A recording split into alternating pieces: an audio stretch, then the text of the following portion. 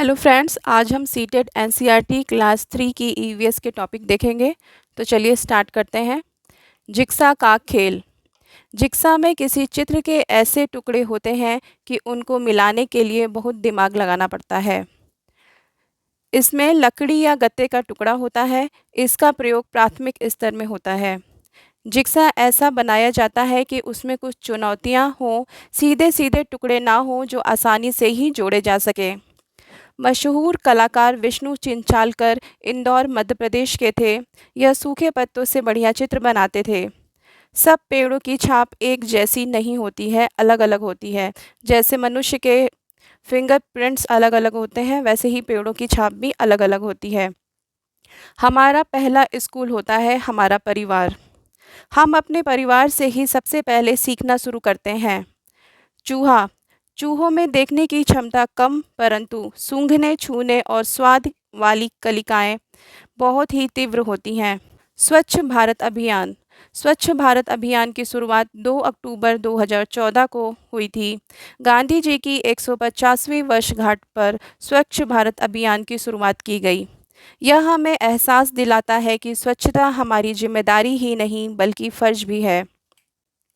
भोजन के बारे में बताया है कि हांगकांग में क्या खाते हैं। हांगकांग में लिंग हू फेन खाते हैं। लिंग हू फेन सांप से बनता है। कश्मीर सरसों के तेल में बनी मछली खाते हैं। गोवा नारियल के तेल में बनी मछली खाते हैं। केरल नारियल के साथ साथ उबला हुआ टैपियोका खाया जाता है। केरल में नारियल और टैपियोका दोनों खाते हैं। नारियल ऊंचे पेड़ पर उगता है और टैपियोका ज़मीन के नीचे उगती है। यह दोनों चीज़ें घर के आंगन में ही उगती हैं। टैपियोका या कसावा एक कंद वाली फसल है। इसकी जड़ों में स्टार्च की भारी मात्रा होती है। इससे साबूदाना बनाया जाता है। इसे मलयालम में कप्पा कहते हैं। साबूदाना में कार्बोहाइड्रेट की प्रमुखता होती है और कुछ मात्रा में कैल्शियम व विटामिन सी भी होता है। भारत में साबूदाने का उत्पादन सबसे पहले तमिलनाडु के सेलम में हुआ था। नया चैप्टर है बिन बोले बात। उसमें मुद्राएं क्या होती हैं उसके बारे में बताया है। नाच में इशारों और चेहरे के हाव भाव का इस्तेमाल करते हैं, इसे ही मुद्राएं कहते हैं। मूक नाटक। आँखों से, चेहरे के हाव भाव से, हाथ के इशारों से बिना बोले अपनी बात दूसरों तक पहुंचाना ही मूक नाटक कहलाता है। पंख फैलाए उड़ते जाए। राष्ट्रीय पक्षी मोर होता है। इसके सिर पर ताज होता है। 26 जनवरी 1963 को राष्ट्रीय पक्षी घोषित किया गया था। बाज पूँछ में खांचे होते हैं। तोता इस लाल चोंच होती है इसकी। कौवा काला पंख होता है। कोयल कुहू कुहू आवाज़ होती है इसकी। गिद्ध जानवर खाता है। कबूतर रंग स्लेटी, पंजे गुलाबी और गुटरगूं करता है। गौरैया चोंच सुई जैसी होती है, पत्ते सिलकर घोंसला बनाती है। कठफोड़वा पेड़ के तने में छेद बनाता है, कीड़े खाता है, टुक टुक करता चलता है। भोजन के बारे में बताया है कि कौन से पक्षी कौन सा भोजन करते हैं, क्या खाते हैं। गिद्ध जो है मरे हुए जानवर खाता है। गौरैया खाता है। बाज चूहा खाता है। कठफोड़वा कीड़े मकोड़े खाता है। तोता मिर्च खाता है। कबूतर दाना खाता है।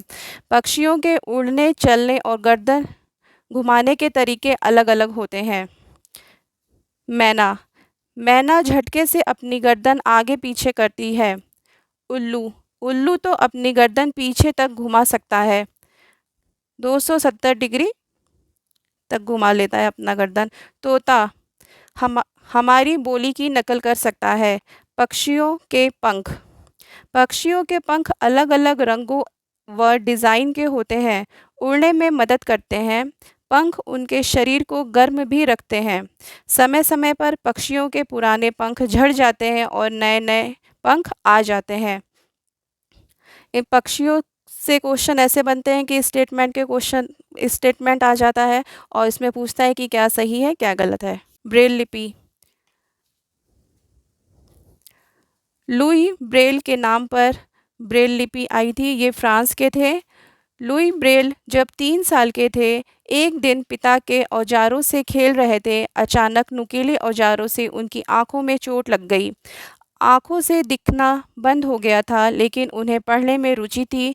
उसने हार नहीं मानी और उन्होंने ब्रेल लिपि ढूँढ ली। 1824 में ब्रेल लिपि की खोज की थी। मोटे कागज़ पर उभरे हुए बिंदु बने होते हैं। उभरे होने के कारण इन्हें छूकर पढ़ सकते हैं। 6 बिंदुओं पर आधारित होता है। अब यह कंप्यूटर द्वारा भी लिखी जा सकती है। ए, बी, सी, डी, ई को ब्रेल लिपि में कैसे लिखते हैं वो भी बताया गया है। ए को यहाँ 6 डॉट होते हैं, 6 बिंदुओं पे ये आधारित होता है। ए को ऐसे लिखते हैं, ऊपर का ऐसे सर्कल होता है, उभरा होता है, तो इसको छू के हम पढ़ सकते हैं। इसी प्रकार बी, सी, डी सारा पैटर्न ये बताया गया है एनसीईआरटी में। नेक्स्ट, चोट लगने पर हम क्या लगाते हैं? लगने पर हम हल्दी का प्रयोग करते हैं। पेट दर्द होने पर अजवाइन का यूज़ करते हैं। खांसी के लिए शहद का प्रयोग करते हैं। दांत दर्द होने पर लौंग खाते हैं। बर्तन के बारे में बताए हैं। शुरू में बनाए गए बर्तन पत्थर और मिट्टी के होते थे। पत्थर के बर्तन हाथों से खोदकर या कुरेद कर बनाए जाते थे। मिट्टी के बर्तन गूँथ कर हाथों से बनाए गए थे। इन्हें मजबूत बनाने के लिए आग में पकाना चाहिए। राष्ट्रीय पक्षी मोर। फैसियानिडाई परिवार का सदस्य है ये मोर। भारत सरकार ने 26 जनवरी 1963 को इसे राष्ट्रीय पक्षी घोषित किया था। मोर का वैज्ञानिक नाम पाओक्रिस्टेटस है। अंग्रेजी भाषा में इसे ब्लू पीफाउल अथवा पीकॉक कहते हैं। असम में मोलन गांव के बारे में चर्चा की गई है। ये इस प्रकार भी प्रश्न पूछ सकता है कि मोलन गांव कहाँ है, तो हमें बताना होगा कि असम में है।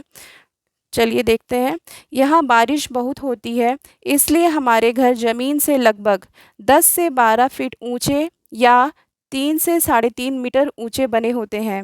इन्हें मजबूत बांस के खंभों पर बनाते हैं। ये घर अंदर से भी लकड़ी के ही बने होते हैं।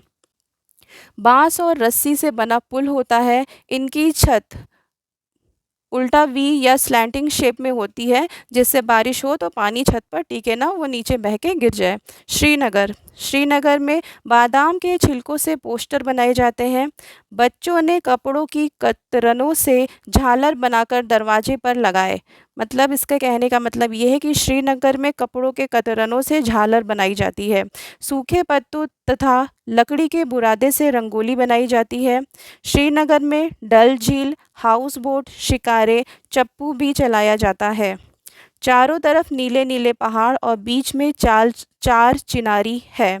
श्रीनगर में 4 चिनारी है। श्रीनगर में कहवा पिया जाता है। कहवा एक प्रकार का चाय है जो इलायची और बादाम डला हुआ होता है। मनाली, यह एक पहाड़ी इलाका है। बहुत बारिश होती है, बर्फ़ भी पड़ती है। हमारे मकान पत्थर या लकड़ी के होते हैं। राजस्थान, यहाँ बारिश बहुत कम होती है और खूब गर्मी पड़ती है। यहाँ लोग मिट्टी के घरों में रहते हैं। घरों की दीवारें बहुत मोटी होती हैं। दीवारों को मिट्टी से लीप पोत कर सुंदर बनाया जाता है। छतें कटीली झाड़ियों की बनी होती हैं। बादल आए बारिश लाए। पेड़ पौधों को ज़्यादातर पानी बारिश से मिलता है। बारिश आते ही पेड़ पौधे खिल उठते हैं। चित्र अवलोकन का कौशल कैसे विकसित होता है?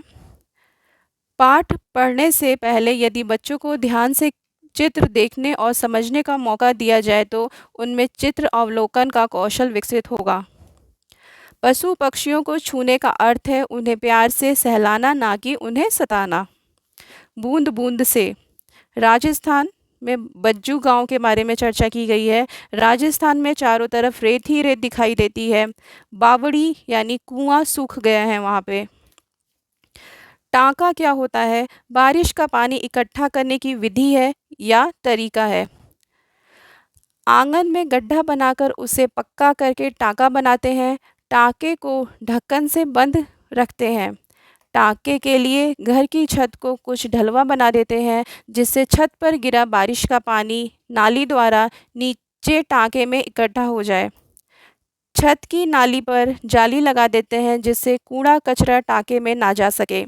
यह पानी साफ करके पीने के काम में लाया जाता है। बच्चे अपने जीवन में पानी की बचत के कुछ उपाय अपनाएं तो पानी सबका साझा है, यह बात वे समझ पाएंगे। इसके आगे हम नेक्स्ट वीडियो में देखते हैं। Thank you for watching. मिलते हैं नेक्स्ट वीडियो में।